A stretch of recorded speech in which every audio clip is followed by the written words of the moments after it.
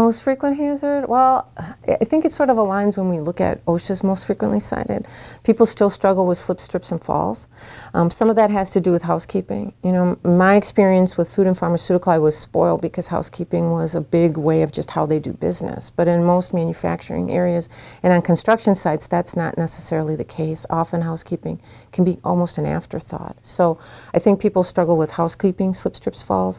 And then I think the second thing would be falls from height, and it doesn't even have to be very high.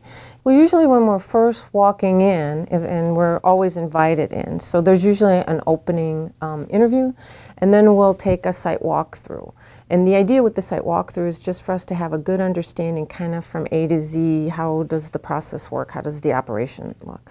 So I'm often looking for a couple of things. One is how people react to the people I'm walking with. I'm looking for basic things, housekeeping, lighting, maybe even ventilation. You know, do I see any dust in the air, mist, smoke, that type of a thing, which maybe would alert us to some potential industrial hygiene hazards.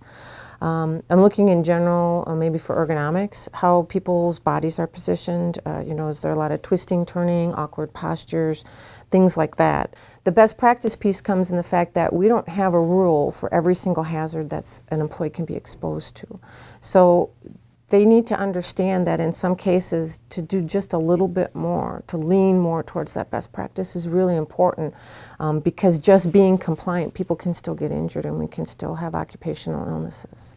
I see probably in the 15 years that I've been with the council, a big jump in safety training.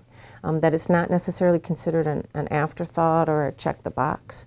I see a lot more employers doing maybe huddles before shift or a 5-minute safety talk or toolbox talk to sort of get employees kind of focused for the day.